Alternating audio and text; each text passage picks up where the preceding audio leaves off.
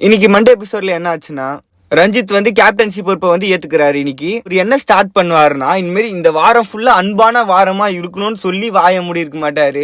கொஞ்ச நேரத்துல வந்து அந்த டீம் பிரிப்பாங்க. குக்கிங்கு, வெசல் வாஷிங், ஹவுஸ் கிளீனிங்ன்ற மாதிரி டீம் பிரிப்பாங்க.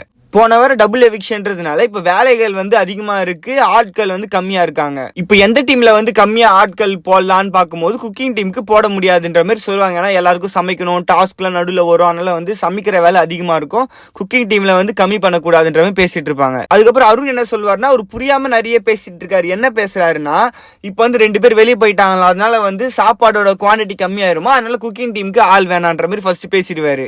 வீடு வந்து பெருசா இருக்கு, ஆனா வந்து வீடு குறையாது, அதனால வீடுக்கு பெருக்க வந்து ஆள் வேணும், ஹவுஸ் கிளீனிக்கு நிறைய பேர் வேணும்ன்ற மாதிரி பேசிட்டு இருப்பாரு. அப்ப முத்து சொல்வாரு, என்னதான் 2 பேர் வெளியே போனாலும் ஆனா அதே குண்டான்ல தான் சமைக்க போறோம், அதே பாத்திரத்துல சமைக்க போறோம், அப்பதான் 15 பேருக்கு சமைக்க முடியும், அந்த மாதிரி தான் சொல்லுவாரு. தீபக் என்ன சொல்வாருன்னா, குக்கிங் வந்து ஸ்கில் ஓரியன்ட் ஜாப், கிளீனிங்ன்றது லேபர் ஓரியன்ட் ஜாப் மாதிரி சொல்லுவாரு. ஆக்சுவலா அவர் சொன்ன மீனிங் என்னன்னா, குக்கிங் வந்து திடீர்னு புது ஆள் வந்து சமைக்க முடியாது, ஏன்னா வந்து அவங்களுக்கு தெரிஞ்சிருக்கணும், அளவுலாம் தெரியணும். முதல் நாளே எடுத்தவொன்னே சமைக்க முடியாது. ஆனால் கிளீனிங் அப்படி இல்லை, இப்படிதான் பெருகணும் டக்குன்னு சொல்லிட்டு அதை அப்படியே ஃபாலோ பண்ணிடலாம். பட் அருண் வந்து எதுவுமே கேட்கல, எல்லா சண்டையிலும் பேசுற மாதிரி இல்லை. அவர் வந்து அந்த வேர்டை பிடிச்சிக்கிட்டாரு. நீங்க எப்படி இது ஸ்கில்லு, இது லேபர்னு சொல்லலாம். ஆக்சுவலா அவர் சொன்ன மீனிங் வேற, ஆனா இவர் எடுத்துக்கிற மீனிங் வேற. தீபக் சொன்னது வேற, ஆனா இவர் வந்து இது பெரிய ஜாப், இது சின்ன ஜாப்னு அவர் சொல்ற மாதிரி இவர் எடுத்துக்கிட்டாரு. அதை விட்டு அவர் மாறவே இல்லை. ரொம்ப நேரமா சண்டை போயிட்டு இருந்துச்சு. இந்த சண்டை நடந்துட்டே இருக்கும்போது தர்ஷிகா என்ன பண்ணாங்கன்னா, ஒரு முட்டையை எடுத்துருவாங்க. ஒரு வாரமும் கேப்டன்சி வந்து சரியில்லைன்னா ஏதாவது ஒன்று எடுக்கிற மாதிரி கொடுத்துருப்பாங்க. இந்த வாரம் வந்து 3 முட்டை கொடுத்துருந்தாங்க.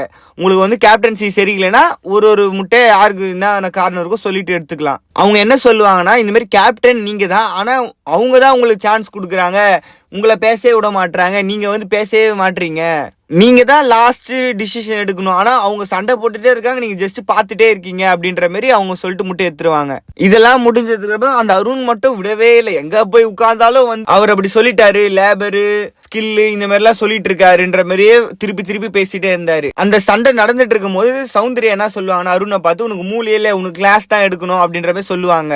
அப்ப அருண் என்ன பண்ணுவாரு, சௌந்தர்யா மாதிரி மார்க் பண்ணி காட்டுவாரு. அதுக்கப்புறம் அருணும் அன்ஷிதாவும் பேசிட்டு இருக்கும்போது ரயான் வந்து கேட்பாரு, பண்ணது பேரு மார்க்கிங் கிடையாதா, சௌந்தர்யா வாய்ஸ்ல நீ பேசினது வந்து மார்க்கிங் கிடையாதான்னு கேட்கும் போது, இல்ல அவங்க என்ன வந்து மூளை இல்லைன்னு சொன்னாங்க, அதுதான் மார்க்கிங்ன்ற மாதிரி பேசுவாரு. அருண் என்ன சொல்லியிருப்பாருன்னா, ஒருத்தர் பண்றத வந்து பண்ணி காமிச்சாதான் மார்க்கிங்கு, வார்த்தை வந்து மார்க்கிங் இல்லைன்னு தான் சொல்லியிருப்பாரு. இன்னைக்கு வந்து சௌந்தர்யா வந்து மூளையிலன்னு சொன்னது தப்பு தான், அவங்க வந்து வார்த்தையா தப்பா சொன்னாங்க, இவர் வந்து மார்க்கிங்கா பண்ணாரு, அது ஒரு ஒத்துக்கவே மாட்டாரு. அதுக்கப்புறம் முத்து வந்து பேசினதுக்கு அப்புறம் அது கொஞ்சம் நார்மல் ஆச்சு.